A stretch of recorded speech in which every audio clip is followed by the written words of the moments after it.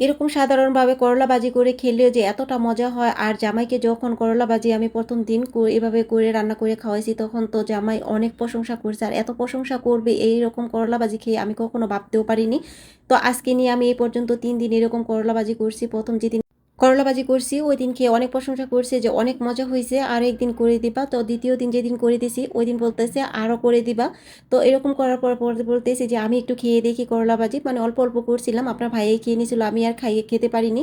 তো আজকে আমি খেয়ে নিচ্ছি, আর এতটাই মজা হয়েছে, আমি করলা ভাজি খাচ্ছি না অন্য মানে ভাজি খাচ্ছি, অন্য সবজি ভাজি খাচ্ছি, আমি নিজেই বুঝতে পারছি না, এতটাই মজা হয়েছে। আর তৃতীয় দিন যখন আপনার ভাইয়া এতই প্রশংসা করে তখন ভাবলাম যে আমি আমার ভিউয়ার্সদের জন্য একটা ভিডিও করেই দিই, এই রেসিপিটা করিয়ে দিই। এত সহজভাবে যে এত মজার একটা রেসিপি হয়, আর 1 প্লেট ভাত অনায়াসে একটা মানে এই ভাজি দিয়ে খেয়ে নিতে পারবেন, এতটাই মজা হয়। তো দেখা যাক আমি কিভাবে এই করলা ভাজিটা করি।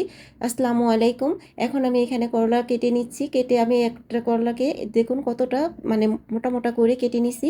তো মোটা মোটা করে কেটে হলুদ মরিচ লবণ দিয়ে দিয়েছি, যতটুকু পরিমাণ দিয়েছি আমার ভিডিওটা স্কিপ হয়ে গেছে এই জন্য ভিডিওতে আসেনি। তো আপনাদের পরিমাণ মতো আপনারা হলুদ মরিচ লবণটা স্বাদ মতো, হলুদ মরিচ এটা আপনাদের টেস্ট অনুযায়ী আপনারা দিয়ে দিবেন। কিন্তু হলুদ মরিচ বেশি দিতে গেলে কিন্তু তেলের মধ্যে দেখা যাবে এই হলুদ মরিচটা পুড়ে যাবে, তখন কিন্তু খেতে একদম ভালো লাগবে না। আপনারা পরিমাণ মতন আপনাদের পছন্দ মতন আপনারা দিয়ে নেবেন, যতটুকু আপনারা খেতে চান জাল, তারপরে লবণটাও টেস্ট মতন। তো আমি ভালো করে হাতে মেখে নিছি, একটা একটা করলা হাতে ধরে ধরে, তারপর আমি ভালো করে হলুদ মরিচ মানে মেখে নিছি।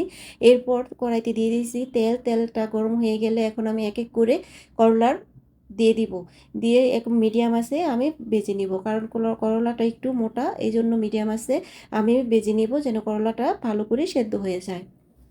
আর এই করলাটা আমার এই জন্যই রেসিপিটা দেওয়া, আমি প্রথম দিন এই মানে ভিডিওটা করিনি, কারণ আমি ভাবছি না যে এরা তো মজার একটা করলা ভাজি হবে আর বাসায় সবাই পছন্দ করবে।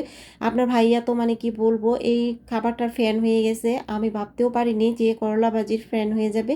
আমি নিজেও ফ্যান হয়ে গেছি এই করলা ভাজিটার, আমার কাছেও খেতে এতটাই ভালো লাগছে। এর এতেও কথা বলতে বলতে এখন আমি করলা ভাজিগুলো একটু উল্টিয়ে দিচ্ছি, একটু যখন উপর দিয়ে গোল্ডেন কালার হবে বা আমার পছন্দ মতন কালার হবে তখন আমি একটু উল্টিয়ে দিব।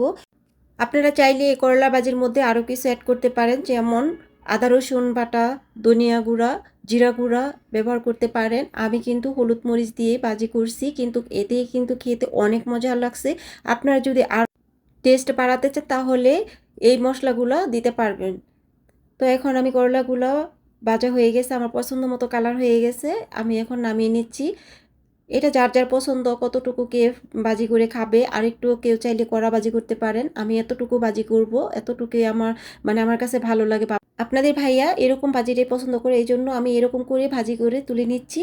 তো আজকের রেসিপিটা বা আজকে ভিডিওটা যদি একটু হলো ভালো লাগে লাইক কমেন্ট শেয়ার করে দিবেন, যেন আর নতুন নতুন ভিডিও দিতে পারি, রেসিপি দিতে পারি। সবাই ভালো থাকবেন, আল্লাহ হাফেজ।